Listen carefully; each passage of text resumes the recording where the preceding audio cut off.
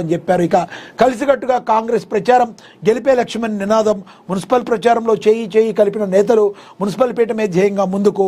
మరి ఆదిలాబాద్ మున్సిపాలిటీ అభివృద్ధి చెందాలంటే అన్ని వార్డుల్లో కూడా కాంగ్రెస్ పార్టీ అభ్యర్థులను గెలిపించాలని డీసీసీ అధ్యక్షుడు నరేందర్ యాదవ్, అసెంబ్లీ ఇన్ఛార్జ్ కంది శ్రీనివాసరెడ్డి కోరారు.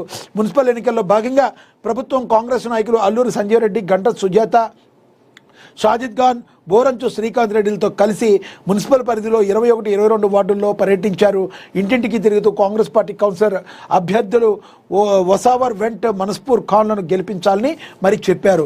కంది శ్రీనివాసరెడ్డి అన్నీ తానై మరి ముందుకు కదులుతూ కాంగ్రెస్ పార్టీ గెలిపే లక్ష్యంగా ఆదిలాబాద్ గడ్డపై కాంగ్రెస్ పార్టీ జెండా రెపరెపలాడాలని తన వంతు ప్రయత్నంగా ముందుకు వెళుతున్నారు. ఎక్కడైతే అభ్యర్థులందరూ పోటీ చేశారో ఆ అభ్యర్థులందరూ కూడా గెలిచి తీరాల్సింది అని చెప్పి మరి కంది శ్రీనివాసరెడ్డి కంకణం కట్టుకున్నట్టుగా కూడా మనకి దీన్ని బట్టి అర్థమవుతుంది. రానున్న రోజుల్లో ఆదిలాబాద్లో మరి ఏ రకంగా మరి కాంగ్రెస్ శ్రేణులు ముందుకు వెళ్తాయో మనం కూడా చూడాల్సిన పరిస్థితి. ఇక వ్యక్తిగత సంపదలో 70% విరాళమని ఒక ఆర్టికల్ అయితే రాశారు.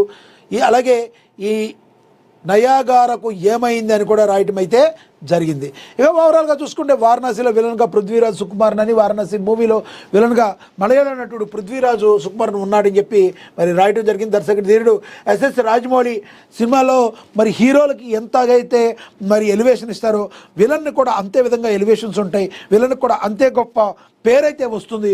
దర్శకుడు ఎస్ఎస్ రాజమౌళి సినిమాలో హీరో ఎంత శక్తివంతంగా ఉంటాడో విలన్ పాత్ర కూడా అంతే బలంగా వినిపిస్తుంది. అదే ట్రెండ్ను కొనసాగిస్తూ మహేష్ బాబు హీరోగా రూపొందిన ప్రతిష్టాత్మక చిత్రం వారణాసిలో విలన్ పాత్ర కోసం మలయాళ స్టార్ నటుడు పృథ్వీరాజ్ సుకుమార్ను ఎంపిక చేయడం సినీ వర్గాల్లో పెద్ద చర్చకైతే దారి చేసింది. వారణాసి మూవీ కూడా సూపర్ డూపర్ హిట్ అవుతుందని చెప్పి మరి మహేష్ బాబు ఫ్యాన్స్ అందరూ కూడా అనుకుంటున్న పరిస్థితిని మనమైతే చూసాం.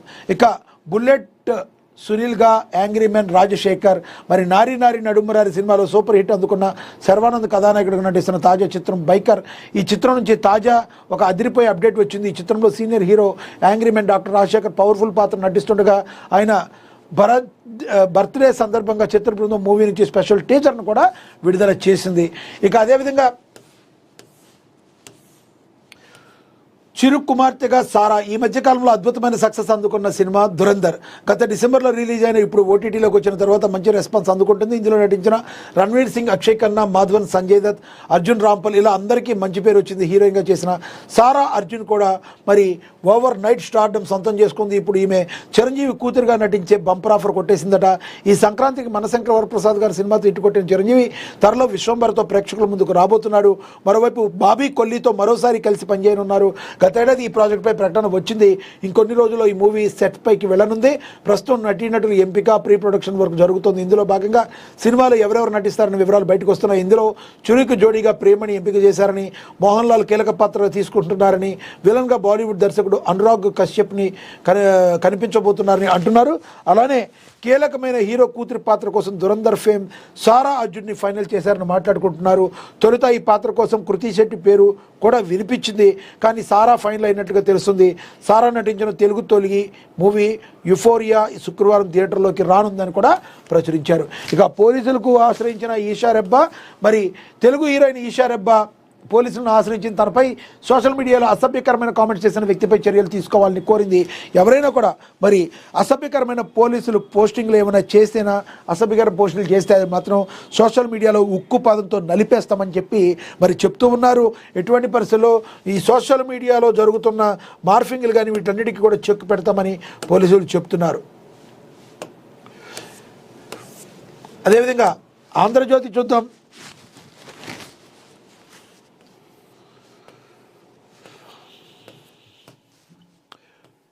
కుర్రాళ్ళు కుమ్మేశారు, రికార్డుల చేతుల్లో ఫైనల్కు యువ భారత్ 6వ శతకం రాణించిన వైభవ్ ఆయుష్ సెమీస్లో ఆఫ్ఘనిస్తాన్ చిత్తు. అండర్-19 వరల్డ్ కప్లో అత్యధిక ఛేదన 2006లో ఐర్లాండ్పై న్యూజిలాండ్ ఛేదించిన 304 పరుగుల రికార్డును భారత్ అధిగమించింది. మరి మనకు తెలుసు సిక్సర్ల పిడుగు వైభవ్ కూడా 68తో దుమ్ము దులిపేశాడు. అరోన్ జార్జ్ 115తో దుమ్ము దులిపేశాడు. ఈ మ్యాచ్లో 2 ఇన్నింగ్స్లు కలిపి నమోదైన 621 పరుగులు టోర్నీ చరిత్రలో రెండో అత్యధికం. 2004లో చట్టోగ్రామ్లో జరిగిన ప్లేఆఫ్స్లో ఆస్ట్రేలియా ఐర్లాండ్ 345, 291కి 9 మ్యాచ్లో 630 రన్స్ నమోదయ్యాయని కూడా ప్రచురించారు. ఇక అదేవిధంగా మనం చూసుకుంటే ఆ గెలుపు సూత్రం పైన ఇప్పటి జట్టుకు కూడా T20 ప్రపంచ కప్ మరో 2 రోజుల్లో మరి జరగనుంది. పొట్టి క్రికెట్లో బలమైన శక్తిగా ఎదిగిన భారత్ మరోసారి టైటిల్ చరిత్రలో సృష్టించాలనుకుంటుంది. 2024లో రోహిత్ శర్మ సారా ఆధ్వర్యంలో 2024 రోహిత్ శర్మ సారథ్యంలో టీమిండియా ప్రపంచ కప్ సొంతం చేసుకుంది.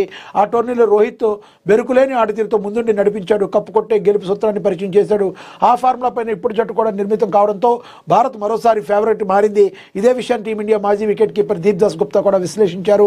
మరి పొట్టి క్రికెట్లో ఏదైతే ఉందో మరి T20లో అజేయ శక్తిగా టీమిండియా ఉన్నదన్నమాట వాస్తవం.